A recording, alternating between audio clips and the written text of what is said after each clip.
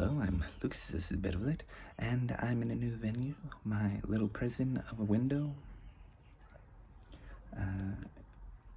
Yeah, I thought I would try it just to see what it looks like, and now I kind of regret it, but it gives you something to look at, some green at least.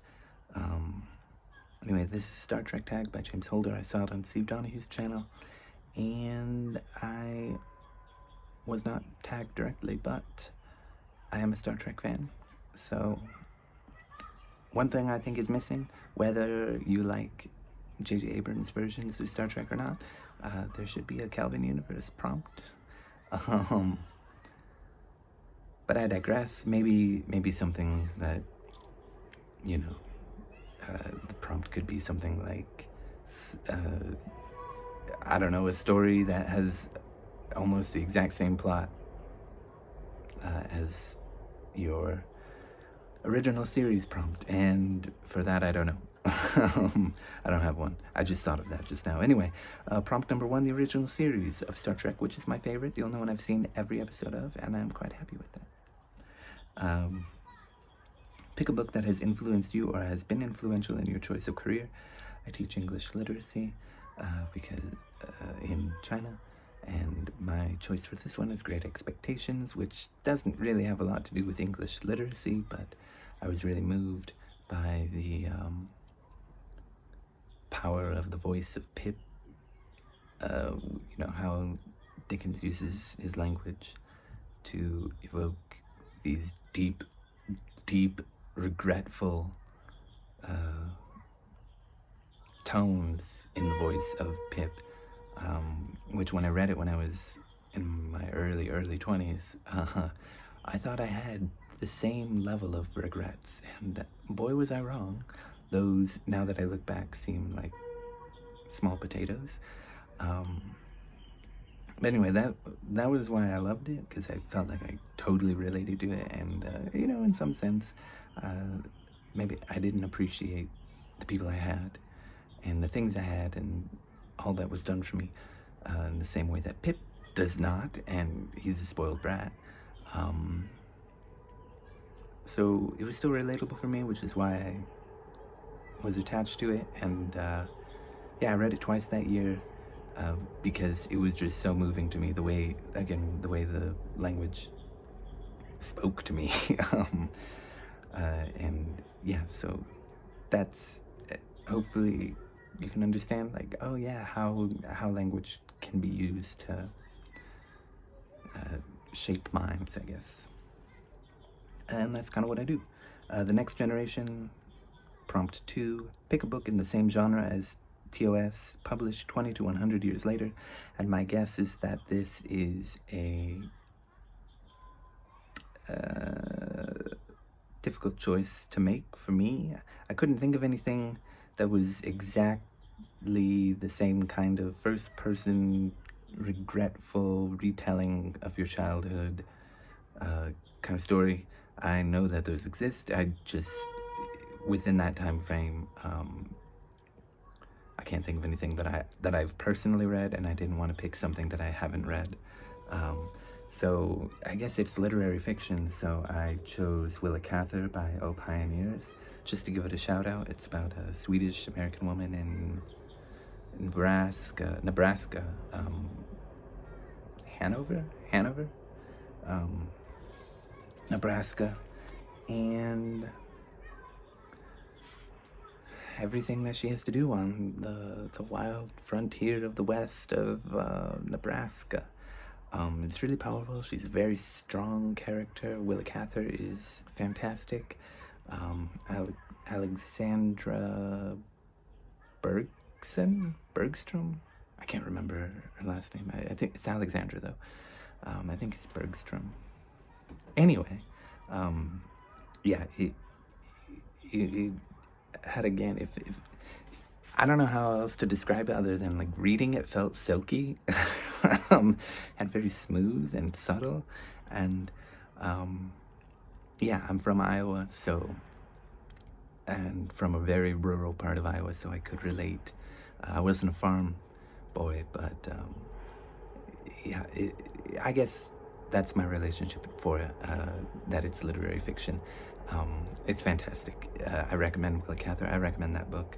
I don't know if it's the best place to start, but O Pioneers is great. It's the first in a trilogy.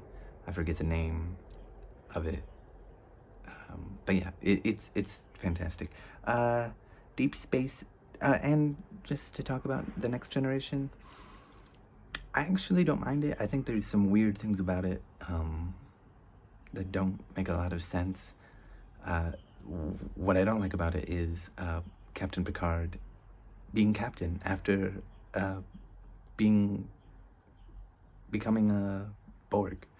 Doesn't make any sense. Staying a captain,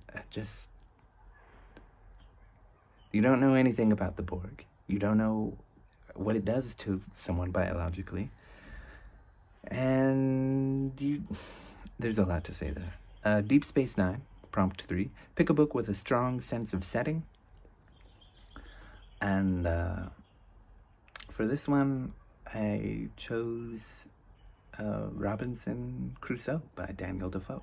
I read it last year. A friend of mine, before he left the job we worked at together, and now I work with him again because he moved to the job I have now, and then he told me about it. Oh, there's an opening. Come here. Okay. Anyway, he bought me Robinson Crusoe, and Robinson gets sort of antsy and just decides, I'm gonna go do this now, and he finds himself on an island, and yeah, it's a really good book. Not really for the modern reader, I suppose, in a lot of ways, but especially with Friday and just the way he treats everybody. He is a terrible person, but I enjoyed the book. It has a very strong sense of setting with how Robinson interacts with the island and how he learns to live on it. I don't know how realistic it is, probably not, but yeah, it's really enjoyable. I like it. You just have to get past the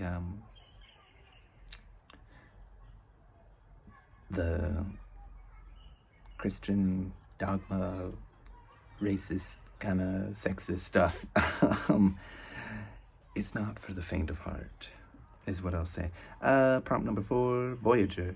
Pick a book about a journey or a voyage. There's a lot of books. I will go with another classic because that's largely what I've read, even though I'm not super well read in that. I'm working on it. I'm trying to read as much as I can. I feel like I read quite a bit every year, but I'm still working on it. Anyway, I chose Treasure Island by Robert Louis Stevenson, which is an amazing adventure book about pirates and treasure and a young boy whose name just escaped me. I had it right. Hawkins, right? I think Christopher Hawkins? I can't remember. I think it's something Hawkins. Anyway, fantastic book. Long John Silver is a really interesting character. And, there's all kinds of fun characters and lots of real great intrigue early on. I wonder if you can hear the kids outside playing.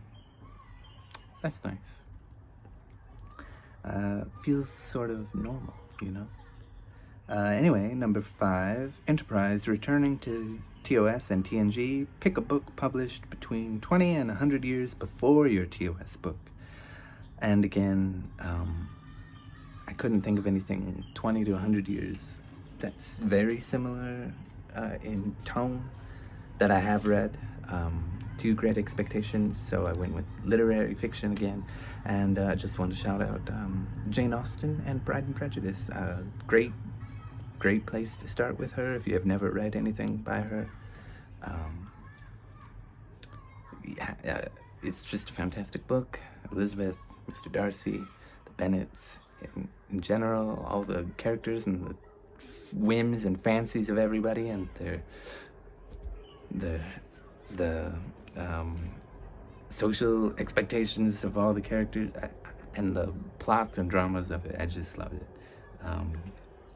Anyway, those are my choices for those 3, and that one's for the Enterprise prompt. Discovery. Pick a book that has divided the fandom or community. My I'm not entirely sure how much it divided the fandom, but I chose Philip Roth's Everyman. It is the only Philip Roth book I've ever read. I was expecting big things. It was the only book I happened to see it for $1 or $2 or $3, and I don't remember how much I paid, but I really hope it was only $1. I think I bought it at like a Goodwill or something. It's a trash book. I've looked at the ratings. It's pretty low rated on Goodreads compared to some of his other books.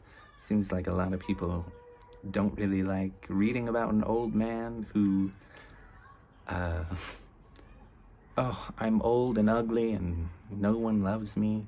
But when I was not quite as old, I was in New York laying mad pipe with beautiful young girls everywhere. Yeah, I guess, this book would be the most closely related to Great Expectations by Charles Dickens, except Charles Dickens can actually write. Maybe not well, but he can actually write. He doesn't just vomit onto a page in the same way that book was very much the worst kind of excrement. My lasting image of that book is somewhere in the middle of it. He's a middle-aged man, I believe, and he has this affair with this beautiful, like, 25-year-old Danish woman, a supermodel, by the way. And yeah, they get very interactive with each other, and he's very fond of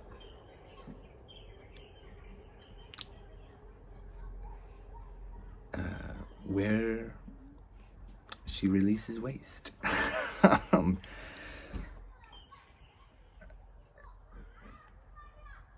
I hate that book. It's just, I will never read Philip Roth just based on that. I know he's got like better books. I don't want to read anything by him because that has left such a terrible taste in my mouth. And now that I say that and think about the lasting image I have of that book, it's even worse. So, last prompt, Picard. Pick a book that wears its influences on its sleeves. I chose another classic here. James Joyce's Dubliners, which I really enjoy. It's the only thing by James Joyce I've read. As far as I've heard, it's the only thing that's really readable, besides maybe A Portrait of the Artist as a Young Man, which I have not read. Yeah, I mean, it's all about Dublin. So, it's a bunch of really good short stories, I think. I'm a little bit afraid to read anything else by him because I do like Dubliners, and I don't want to be, like, disappointed. In the same way I am with Philip Roth, I feel like I picked the right place to start with James Joyce. If I read anything else by him, I might, Ulysses or Finnegan's Wake or Portrait of the Artist as a Young Man. I might not like it, but I don't know. Anyway, yeah, for the other prompt I made up, I don't know. I don't know what to say. I don't know of a book that has almost the exact same plot, because Great Expectations is wild and crazy. So I'll just say one of the movies of Great Expectations, cheating a little bit, but yeah, there it is. Don't read Everyman by Philip Roth, and possibly anything by Philip Roth. I don't know. All these other books, maybe Robinson Crusoe, hard sell. Everything else is great. So thank you. Bye.